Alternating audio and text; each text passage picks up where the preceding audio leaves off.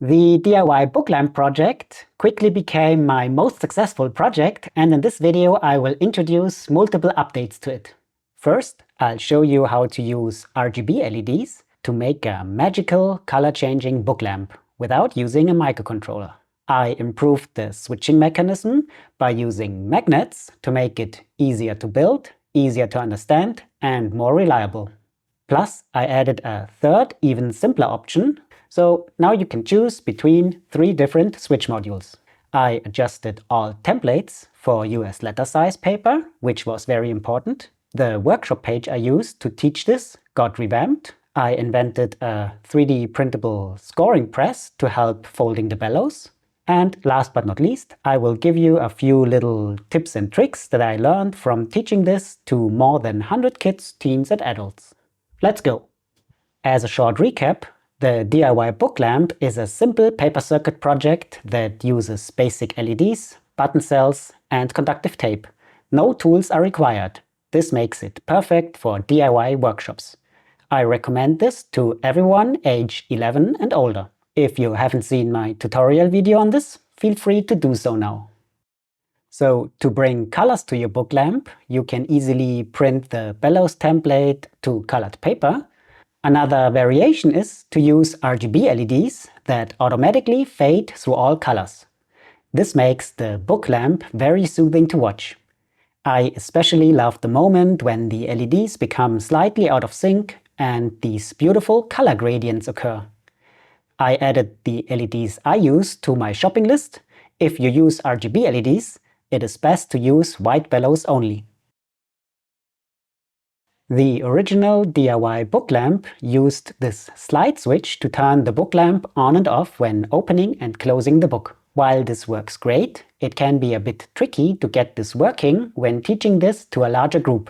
That's why I invented this variation, the magic switch. It uses 2 magnets locked to one another. The top one bridges the gap in the circuit. This switch is easier to make and more reliable. Also, how it works is very visual and easy to understand. To build the magic switch, cut out the template, add a thin neodymium magnet in between the inner part, glue together the outer part and slide the inner part in. Drop a magnet on top and test your slide mechanism. Now glue the short part to the book lamp and connect it to the main circuit. Test your switch. Now add this little guide to the middle section and attach the left part with transparent tape. Before you do this, you have to find the right position for it, so that the switch opens and closes at the right angle. The magnet only moves a tiny distance. For a good start, push the magnet over the gap. Now pull it back just so that the LEDs turn on. Open your book halfway and attach the left part of the switch. If you are not satisfied, detach the left part, do a minor tweak to its position and reattach. It is also important to use thin neodymium magnets because stronger ones will lock the slide mechanism. If this is too much tinkering for you, or if you teach the DIY book lamp to a larger group, I would recommend to first make my third option, the easy switch. This one is the quickest to make and will always work. And if you find some time at the end of your workshop, you can simply remove the easy switch module and put the magic switch or the slide switch in place. That way, every participant will be safe to have a working book lamp at the end of the workshop, even if you're teaching on a tight schedule. I packed all 3 switches on one template so that you can choose which one to make. Another very important update I made to my template is the adjustment for US letter size paper. Now you should have no issues when printing my templates in the US. Just make sure to use the right template and the printing option actual size. The slide switch and magic switch must be printed on thicker, more sturdy paper. The bellows must be printed on regular printing paper. The circuit can be printed on any paper. For the bellows, it is very important to print it without scaling. If the printer scales it down, your outer folds will become larger, making it hard to fold everything evenly and to join the bellows together. Since the book lamp now has 3 options for switching it on and off, I reworked my workshop page that you can use to teach this to a larger group. The page now includes the easy switch as the first way to make the book lamp turn on. Afterwards, participants should start making the bellows and finish the book lamp. If everything works, you have two options at the bottom of the page to exchange the easy switch module for either the slide switch or the magic switch. That's exactly how I teach it. If you want to make the book lamp on your own, this page is also for you as it has more detailed instructions. To make changes to the book lamp, it is much better to use paper clips to attach the bellows to the book lamp instead of glue. That way you can open the book lamp anytime and even add more bellows. Since the book is made of cardboard, you can push one part of the paper clip in between the two layers of the cardboard so that nothing is visible from the outside.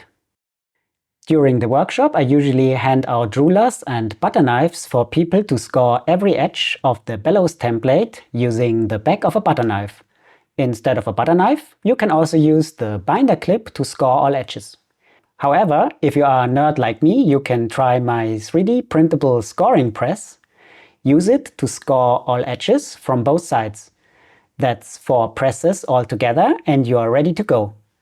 But you have to be very precise with printing both the templates and the scoring press. Make sure the press is exactly aligned with the printed lines. If this is just a little off, it will confuse people and not be helpful at all. Folding the bellows can be a bit tricky and needs some practice. Here are some further tips for teaching this to others. It is crucial that you score every edge of the template, then pre-fold every long edge to both sides.